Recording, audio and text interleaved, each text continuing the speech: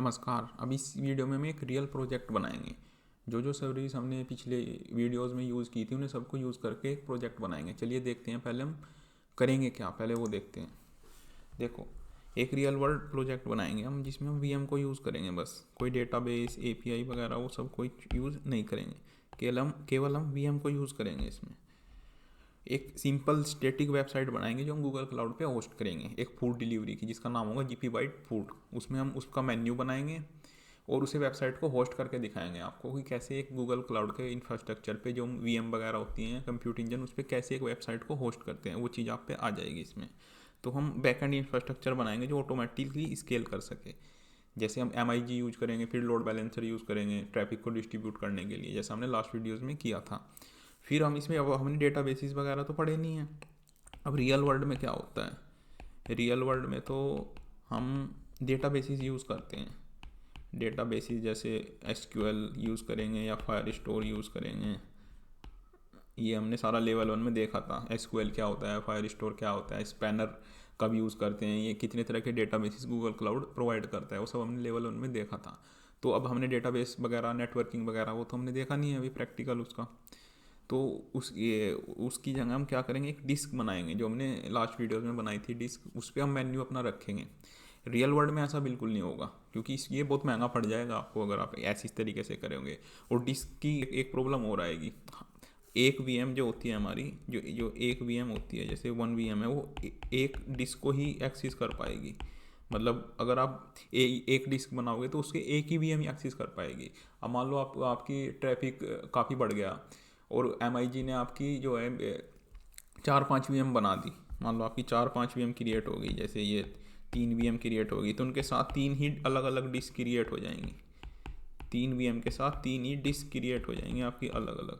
तो फिर ऐसा नहीं होगा कि जो पहले वाली वीएम है वो थर्ड वाली का डेटा एक्सेस नहीं कर पाएगी, ये वाली वीएम इसका डेटा नहीं एक्सेस कर पाएगी, तो आपस में सिंक नहीं हो पाएगा। तो इसलिए डिस्क वगैरह जो होता है, वो डिस्क का काम, ये जो हमारा डेटा है उसे स्टोर करने का नहीं होता। जैसे जो हम ऑर्डर वगैरह का डेटा हो गया, जो ट्रांजेक्शनल टाइप का डेटा होता है जो चेंज होता है बार बार, वो डिस्क का काम नहीं होता। डिस्क का काम होता है हमारी, जैसे लैपटॉप में हार्ड डिस्क होती है, कोई सॉफ्टवेयर रन करना या हमें कोई बैकअप रखना है अपने सॉफ्टवेयर को चलाने के लिए, उस तरह का काम होता है। ये तो हम इन ये जो सर्विस जो जो हमने पढ़ी हैं उन्हें यूज़ कैसे करते हैं, वो सब देखने के लिए हम ये वाला प्रोजेक्ट बना रहे हैं।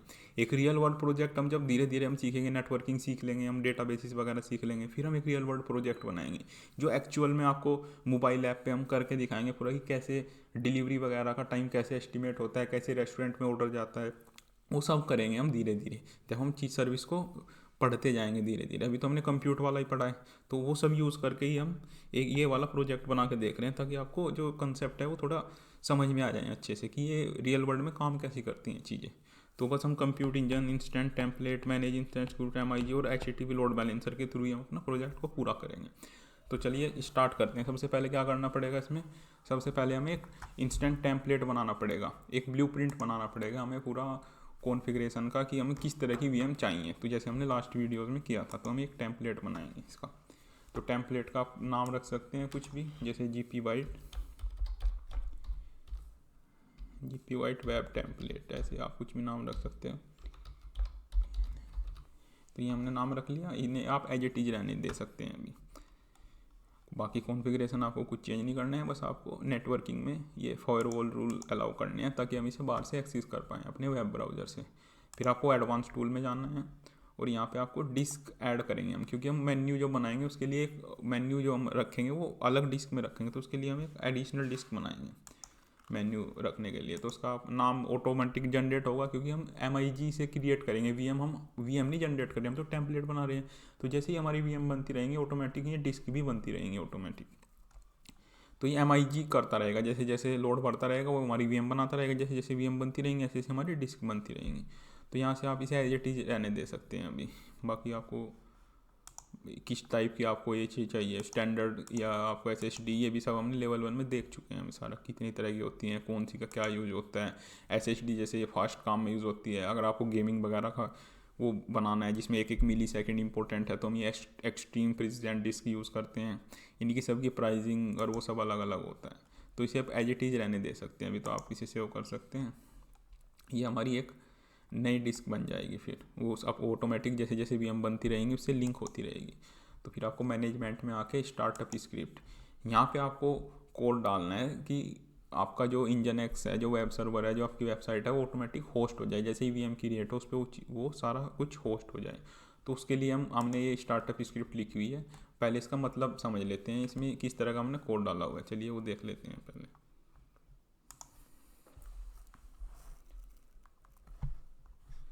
तो ये हमारी स्टार्टअप स्क्रिप्ट है। जैसे ही हमारी VM क्रिएट होगी तो ये वाली स्क्रिप्ट चलेगी। इसके थोड़ा सा समझ लेते हैं हम ये क्या चीज़ है। अब देखो, ये तो हमने पाथ दिया है कि इंस्टॉल कहाँ पे होनी है। हम लिनक्स ऑपरेटिंग सिस्टम यूज़ कर रहे हैं तो उसमें हम सारा काम कमांड से करते हैं। तो APT जैसे हमने देखा ही था, APT अपडेट वाई, ये क्या करेगा, हमारे जो ऑपरेटिंग सिस्टम है उसे अपग्रेड कर देगा। APT होते हैं एडवांस पैकेज टूल, ये APT होता है एडवांस पैकेज टूल। ये होती है लिनक्स की लाइब्रेरी, जहाँ से हम सारा, जैसे हमारा एंड्रॉयड पे गूगल प्ले स्टोर होता है, ऐप पे ऐप स्टोर होता है एप्पल का, ऐसे ही APT होता है। यहाँ पे सारी लिनक्स की ऑपरेटिंग सिस्टम जो होता है हमारे, उसकी सारी लाइब्रेरी, जो भी हम उसका कोई भी सॉफ्टवेयर इंस्टॉल करेंगे उसके लिए तो इस वाली लाइब्रेरी से करते हैं। तो ऐसे जैसे हमने इंजन एक्स सॉफ्टवेयर इंस्टॉल किया है, लाइब्रेरी से किया है हमने। फिर हमने क्या किया है आगे, हमने जो एक्स्ट्रा डिस्क जो बनाई है फॉर्मेट किया है। ये एक्सटेंशन आप देख रहे हो ext4, इस वाले फॉर्मेट में हमने उसे चेंज किया है, उसका फाइल सिस्टम को चेंज किया है ताकि हमारा ऑपरेटिंग सिस्टम उसे रीड कर पाए। फिर हमने उसमें एक मेन्यू डेटा, एक डायरेक्टरी बनाई है, एक तरह से आप मान सकते हो कि एक फोल्डर बनाया है मेन्यू डेटा। ये क्यों बनाया है, जो लिनक्स ऑपरेटिंग सिस्टम होता है वो केवल उसी डिस्क को रीड कर पाता है जिसमें वो उसका ऑपरेटिंग सिस्टम रखा हुआ है। तो जैसे ही एक VM क्रिएट होगी तो एक VM के साथ हमारी एक डिस्क क्रिएट हो जाएगी जहाँ पर हमारा ऑपरेटिंग सिस्टम रखा हुआ होगा VM का। अब हमने क्या किया है, एक एडिशनल डिस्क बनाई है, ये एडिशनल डिस्क बनाई है हमने, एडिशनल डिस्क। अब VM, अब जो हमारा ऑपरेटिंग सिस्टम है वो केवल इसी वाली डिस्क को रीड कर पाएगा। जो हमारा लिनक्स ऑपरेटिंग सिस्टम है वो केवल इसी डिस्क को रीड कर पाएगा, इस तक पहुंच ही नहीं पाएगा। तो हम क्या करेंगे, एक फ़ोल्डर बनाएंगे। एक फ़ोल्डर बनाया हमने मेन्यू डेटा के नाम से, मेन्यू डेटा। वो फोल्डर बनता है हमारा इस वाली डिस्क में, और उसका हम पाथ दे देते हैं इस वाली डिस्क का इसके अंदर। तो जो हमारा ऑपरेटिंग सिस्टम है वो डिस्क को रीड करेगा, इस वाली को तो रीड कर लेगा। इसके अंदर हमने मेन्यू डेटा एक फ़ोल्डर बना दिया, इस तो उसका रेफरेंस हमने इसमें रख दिया। मतलब वो क्या करेगा, ऑपरेटिंग सिस्टम में डिस्क को रीड करेगा, उसे मेन्यू डेटा मिल जाएगा। मेन्यू डेटा के अंदर हमने इस डिस्क को रख दिया। तो ये तो इसलिए हमने अलग से मेन्यू डेटा बनाया ताकि हमारा ऑपरेटिंग सिस्टम इसे रीड कर पाए। तो फिर हमने उसे माउंट कर दिया इस वाली डिस्क पे। मतलब जो हमारी डिस्क HDB2 जो सेकंड वाली डिस्क बनेगी उसे उस वाले फोल्डर पे हमने माउंट कर दिया ताकि हमारे ऑपरेटिंग सिस्टम इसे रीड कर पाए। फिर हमने एक नॉर्मल HTML पेज बनाया मेन्यू का, जो कि मतलब एक वेब पेज होगा एक तरीके से। ये तो बेसिक कमांड्स हैं, आपने देखा होगा लिस्ट जो होती हैं HTML में वो लिखी हुई हैं ताकि ये हमें एक वेब पेज पे ये कंटेंट हमें दिख जाए, ये टुडे मेन्यूज़ और ये लिस्ट करके हमारे पास मेन्यू आ जाए। और वो हमने इस वाले फोल्डर में रख दिया। इसका लिंक जो है सेट कर दिया मेन्यू का। तो इसमें होगा क्या, जैसे ही आप पेज ओपन करोगे IP एड्रेस उस पर स्लैश लगा के आप ऐसे मेन्यू लिखोगे तो आपका जो है मेन्यू वाला जो पेज है वो खुल जाएगा। अब ये जो हमने होम पेज आता है, जैसे आपने देखा था हमने इंजन एक्स सॉफ्टवेयर इंस्टॉल किया था उस पर होम पेज आता था, तो उसे होम पेज को रिप्लेस कर दिया हमने इससे। तो उस पर ऐसे लिखा आएगा GP white food welcome to scalable website running on Google cloud, और हमने मेन्यू का जो है वहाँ पे लिंक दे दिया। जैसे हम इस पर क्लिक करेंगे तो ये मेन्यू वाला पेज खुल जाएगा हमारा। और लास्ट में हमने कमांड दे दी system control enable engine x. ये जो हमारा इंजन एक्स वेब सर्वर है हमारा इंजन एक्स, उसे अनेबल और रिस्टार्ट करने की कमांड दे दी। ये हमारा VM रन करेगा, सबसे पहले ये वाली हमारी स्टार्टअप स्क्रिप्ट चलेगी। तो हम इसे कर लेते हैं वहाँ पे अब कॉपी पेस्ट। अब हम इसे यहाँ से करते हैं कॉपी ताकि एरर ना हो। और ये सब कोड वगैरह आपको डिस्क्रिप्शन में मिल जाएगा, आपको सब कोड वगैरह। तो पहले हम इसे एक सिंगल पेज पे कर लेते हैं ताकि कोई एरर ना हो, कोई स्पेस वगैरह ना हो एक्स्ट्रा। आप कमांड वगैरह ऐसे जो आप कमांड लिखते हो ना, कमेंट वगैरह, वो इसे हैश लिख के ऐसे लिख सकते हो। फिर ये सिंगल लाइन में होना चाहिए तो कोई इशू नहीं आएगा आपका। ऐसा ना हो कि आप ये लिख रहे हो और नीचे भी लिख दो से, तो फिर एरर आ जाएगा। तो आप ऐसे हैश लिख के आप ये कमेंट्स वगैरह लिख सकते हो इसमें, तो इससे कोई इशू नहीं आएगा। यहाँ पे आपको करना है ये पेस्ट इस तरीके से स्टार्टअप स्क्रिप्ट में।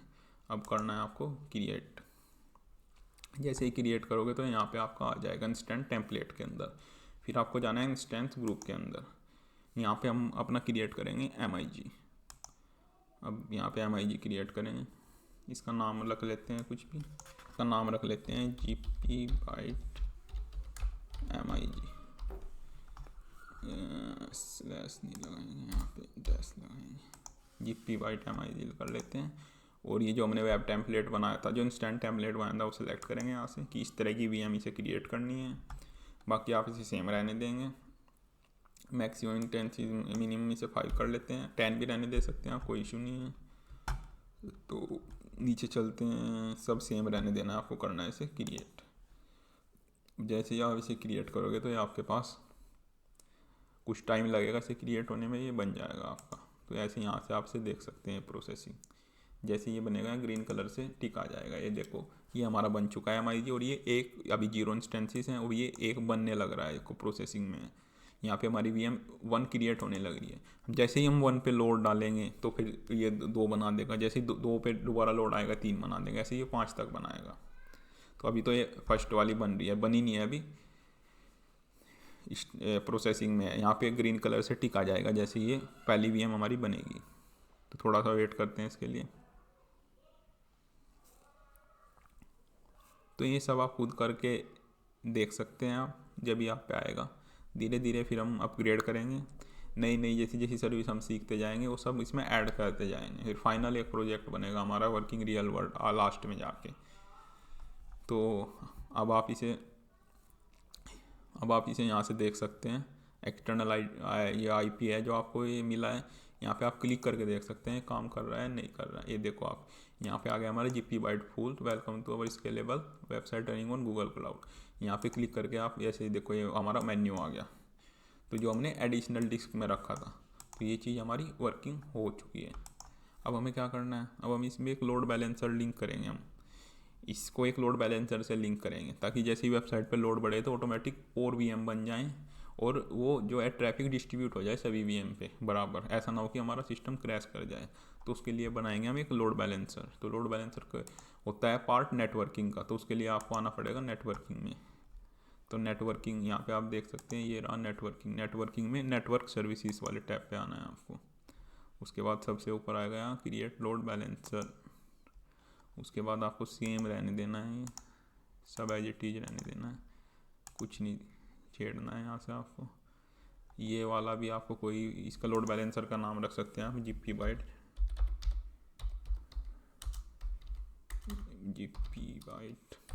Load balancer. ये आपको सेम रहने देना है। बैक एंड कॉन्फ़िगरेशन ये आपको क्रिएट करना है जैसा हमने लास्ट वीडियोस में किया था। इसमें तो कुछ भी नाम रख सकते हैं अभी, तो ये सब सेम रहने देना है। इंस्टेंस ग्रुप, इंस्टेंट जो MIG को कनेक्ट करना है वो आपको यहाँ से सिलेक्ट करना है।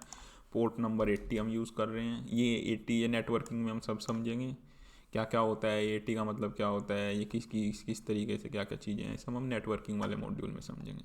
अभी के लिए तो आप बस ये देखना है हमें कि MIG से लोड बैलेंसर क्रिएट कैसे होता है, कनेक्ट कैसे करते हैं। तो ये सब करेंगे हम। उसके लिए एक हेल्थ चेक बनाएंगे। हेल्थ चेक इसलिए होता है ताकि हमारा लोड बैलेंसर देखता रहे कि सब VM वर्किंग में है, हमारा ट्रैफिक उसी VM पे जाए जो वर्किंग में है। जो VM वगैरह क्रैश कर चुके हैं उस पर हमारा ट्रैफिक डाइवर्ट ना हो। तो ये हमारा हेल्थ चेक हो जाएगा। आप कुछ भी नाम रख के इसे क्रिएट कर सकते हैं। अभी तो नेमिंग पे हम इतना ध्यान नहीं दे रहे हैं, लेकिन जैसे हम रियल प्रोजेक्ट बनाएंगे तो नेमिंग भी हम बहुत कायदे से करेंगे। तो यहाँ से आप कर सकते हैं क्रिएट। इस पे ये हमने कुछ बना रखा होगा पहले, इसलिए ये ऑलरेडी एग्जिस्ट आ रहा है, तो उस नेम चेंज करके आप कर सकते हैं इसे क्रिएट। तो ये चीज़ होगी हमारी क्रिएट। बाकी सब रहना है, बाकी आपको कुछ नहीं छेड़ना है, सब एज इट इज़ क्रिएट। तो जैसे ही आप इसे क्रिएट करेंगे ये लेगा थोड़ा टाइम, इसे लगभग 3-4 मिनट लगेंगी। जो इसका IP एड्रेस होगा उसे प्रॉपर सिंक होने में आपके MIG से। अभी तो आप एकदम, अब जब ये क्रिएट हो जाएगा एक IP एड्रेस आ जाएगा आपके पास, लेकिन ये IP एड्रेस अभी एकदम से काम नहीं करेगा, 2-4 मिनट लगेंगे इसे सिंक होने में। फिर ये आपका IP एड्रेस काम करना स्टार्ट कर देगा। फिर ये वही पेज आपका आ जाएगा, जो ये पेज हम ये VM से देख रहे हैं, यही वाला पेज आपके पास आ जाएगा। तो ये ऑटोमेटिक डाइवर्ट करता रहेगा फिर VMs में। आपकी 4 VM होंगी कौन सी भी आपको भेजना है, तो ये ऑटोमेटिक फिर उससे भेजता रहेगा हमें। तब तक हम क्या करते हैं ना, अपनी एक वीएम पे लोड डाल के देखते हैं कि वो जो हमारा MIG है वो और वीएम क्रिएट कर पा रहा है नहीं कर पा रहा है। तो हम चलते हैं इंस्टेंस ग्रुप पे, जहाँ पे हमारी वीएम है। इस पर देखो अभी तो एक इंस्टेंस ही बना हुआ है, क्योंकि वही हमारी जो वीएम है वही खाली है एक तरह से, उसमें कोई लोड ही नहीं है। तो हम SSH में जाएंगे, इसे कनेक्ट करेंगे, क्योंकि हम सब काम है जो काम है वो उससे करते हैं। हम लिनक्स ऑपरेटिंग सिस्टम है, सब कमांड से ही करना पड़ेगा हमें। कोई इंटरफेस तो है नहीं इसका, जैसे विंडोज़ वगैरह में या उसमें होता है कि आइकन होते हैं उस पर क्लिक करते हैं, वो चीज़ तो होती नहीं लिनक्स में। तो सारा काम कमांड से करना पड़ेगा। तो हम पहले देखते हैं हमारा CPU यूटिलाइजेशन कितना है। तो उसके लिए कमांड रन करनी है आपको, TOP टॉप। अब आप यहाँ पे देख सकते हैं आपका CPU यूटिलाइजेशन 0.0212 ऐसे आ रहा है, मतलब आपका CPU एक तरह से आइडियल कंडीशन में है। तो इसे क्विट कर सकते हैं आप, क्यू आप प्रेस करके इसे क्विट कर सकते हैं प्रोसेस को। फिर यहाँ पे हम इस पर क्या करते हैं, लोड डालते हैं जैसे हमने पहले किया था। कमांड रन करते हैं, उसके लिए पहले आपको एक लाइब्रेरी इंस्टॉल करनी पड़ेगी, sudo apt। लाइब्रेरी कहाँ से इंस्टॉल होती है, APT से, एडवांस पैकेज टूल से। इंस्टॉल ये वाई करेंगे यहाँ पे, और स्ट्रेस ये आप करेंगे कमांड रन। इससे हमारी एक लाइब्रेरी इंस्टॉल हो जाएंगी। फिर अब एक इस पर वर्चुअल लोड डालेंगे, मतलब एक कैलकुलेशन कराएंगे इससे कुछ, ताकि हमारा जो CPU है ये यूज़ होना स्टार्ट हो जाए और हमें पता चल जाए कि जो MIG है वो और VM क्रिएट कर रहा है नहीं कर रहा है। तो इसमें थोड़ा सा टाइम लगेगा इंस्टॉल होने में। तो इंस्टॉल हो चुका है। तो अब हम कमांड रन करते हैं, स्ट्रेस CPU2। ये हमने सब देखा था लास्ट वीडियो में। इनका मतलब क्या होता है, हमारा 2 कोर CPU है तो उसके दोनों कोर यूज हो जाएं। अब दोनों कोर से जो है इस पर स्ट्रेस डाल दिया हमने, एक तरह से उसमें लोड डाल दिया। अब उसे चेक करने के लिए आपको दूसरा कनेक्शन यहाँ पे ओपन करना पड़ेगा। तो आप यहाँ से कर सकते हो, या फिर यहाँ से आप दोबारा SSH पे क्लिक कर सकते हैं, तो ये दोबारा कनेक्ट हो जाएगा VM से। तो इसमें आप दोबारा टॉप कमांड रन करके देख सकते हैं अब CPU यूटिलाइजेशन कितना हुआ है।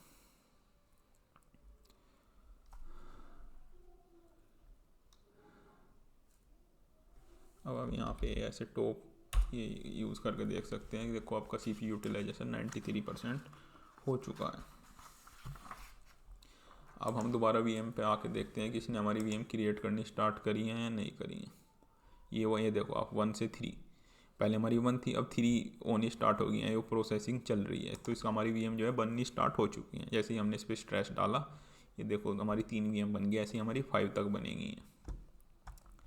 अब तब तक लोड बैलेंसर देख सकते हैं हम यहाँ पे नेटवर्क सर्विसेज में जाके। लोड बैलेंसर हमारा क्रिएट हुआ है, देखो हमारा लोड बैलेंसर क्रिएट हो चुका है। ये हमारा जो है IP एड्रेस आ चुका है लोड बैलेंसर का। यहाँ से आपको इसे करना है कॉपी और यहाँ पे करना है आप इसे पेस्ट। अब आप इसे यहाँ पे पेस्ट करके देख सकते हैं।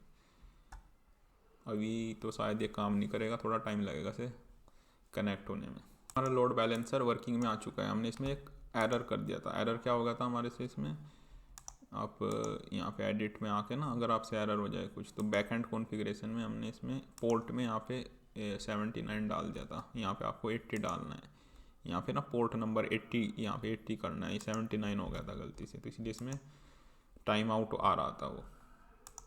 तो अब आप इसे देख सकते हैं। जैसे ही आप इसे कॉपी करोगे, यहाँ से कॉपी किया आपने, यहाँ पे हो गया, तो आपकी जो है वेबसाइट ओपन होने लग चुकी है। तो जैसे जैसे आपके VM क्रिएट होते जाएंगे तो आपका ट्रैफिक डिस्ट्रीब्यूट होता जाएगा। तो उस तरीके से आपने इस पूरे जो वीडियो में हमने जो जितने भी कंसेप्ट अपने पीछे पड़े थे 4-5 वीडियोज़ में, जो जो हमने देखा था, हमने सारा यूज़ करके देख लिया। हमें सारा पता चल गया कैसे हम MIG बनाते हैं, लोड बैलेंसर बनाते हैं, एडिशनल डिस्क को कैसे वो करते हैं, और ऑटोमेटिक जैसे ही हम हमारे VM बने तो ऑटोमेटिक जो चीज़ हमारी स्टार्टअप स्क्रिप्ट कैसे रन करती है, कैसे हम VM को पहले ही बता के रखते हैं कि इसमें क्या इंस्टॉल होना है। तो इस तरीके से हमने इसमें सारी सर्विसेज यूज़ करके देख ली। अब नेक्स्ट वीडियो से हम नेटवर्किंग मॉड्यूल को देखेंगे। हम उसमें स्टेप बाय स्टेप चलेंगे, देखेंगे हम कैसे कैसे सर्विस को आपस में जो है कनेक्ट करते हैं। नेटवर्किंग का मतलब क्या होता है, चीज़ों को आपस में कनेक्ट करना। जैसे हम डेटाबेसिस कैसे कनेक्ट होते हैं कंप्यूट सर्विस से, ऐसे ही आपस में सर्विसेज को कैसे कनेक्ट करते हैं। तो वो सब हम नेक्स्ट वीडियो से देखेंगे। Thank you.